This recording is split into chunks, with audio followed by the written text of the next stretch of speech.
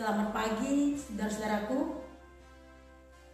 Kita bersyukur pagi hari ini kita masih diberikan Tuhan napas kehidupan.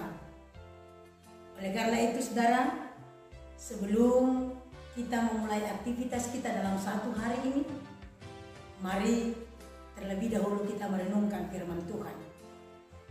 Oleh karena itu kita bersatu di dalam doa. Kasih karunia Allah Bapa dan anaknya Tuhan Yesus Kristus dan Roh Kudus menyertai kita sekalian. Amin. Saudara-saudari yang dikasihi oleh Tuhan Yesus Kristus, firman Tuhan buat kita pagi hari ini tertulis dalam kitab 1 Yohanes pasal yang ketiga ayat yang ke-18. Demikian bunyinya. Anak-anakku, marilah kita mengasihi bukan dengan perkataan atau dengan lidah, tetapi dengan perbuatan dalam kebenaran. Demikian pembacaan firman Tuhan. Saudara, firman ini mengajak kita untuk mengasihi dengan perbuatan. Hidup kita adalah panggung yang terbuka yang dapat dilihat oleh semua orang. Bila hidup kita meneladani Kristus, maka hidup kita semakin serupa dengan Kristus. Dan hidup kita menjadi kesaksian yang bisa menjadi kemuliaan bagi nama Tuhan. Saudaraku, teladan Kristus yang paling nyata adalah kasih-Nya yang sangat besar. Kasih-Nya yang begitu aktif, bukan pasif. Kasih-Nya yang bukan hanya perkataan tanpa makna, tapi nyata dalam kehidupan kita, yaitu salib di Golgota.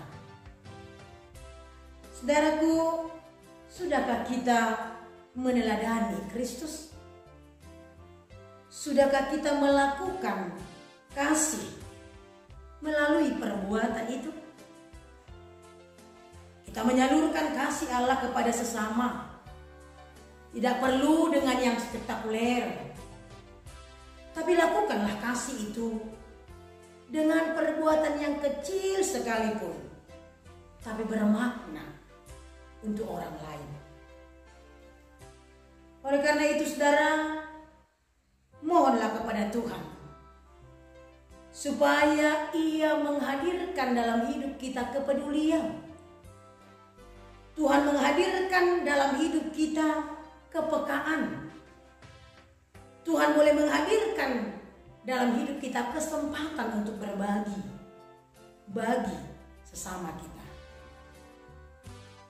Yang penting dalam hidup ini, Tuhan mau meminta kepada kita, tunjukkanlah kasih yang kau katakan itu dengan perbuatan di tengah-tengah hidup. Saudaraku, bukti bahwa kita hidup dalam kasih itu berarti kita mau berbagi. Sebagaimana Roma pasal 12 ayat 20 mengatakan, oleh karena itu, jika seterumu lapar, baiklah engkau beri dia makan. Dan jika ia haus, berilah dia minum. Karena itulah bukti yang paling kecil yang bisa kita nyatakan untuk melakukan kasih. Bukan hanya dengan perkataan saja. Saudaraku, mengasihi sesama bukanlah pilihan, tetapi adalah suatu kewajiban Karena Allah telah lebih dahulu mengasihi kita. Itu boleh kita baca pada kitab 1 Yohanes pasal yang keempat ayat 19 itu. Karena itu kita mengasihi karena kita terlebih dahulu dikasihi Tuhan. Saudara-saudara yang dikasihi Tuhan Yesus Kristus, sekali lagi firman ini mengingatkan kita. Kasih adalah tindakan nyata, bukan hanya perkataan. Mari Paulus juga menyapa ini. Dalam Galatia pasal yang ke-6 ayat 10, dia menunjukkan pentingnya menunjukkan kasih bagi sesama, yaitu menerapkan kasih itu dalam kehidupan kita, terlebih-lebih mengasihi buat teman-teman kita seiman. Saudaraku, kasih bukan hanya kata-kata yang terukir dengan indah, tapi harus kita lakukan dalam perbuatan kita.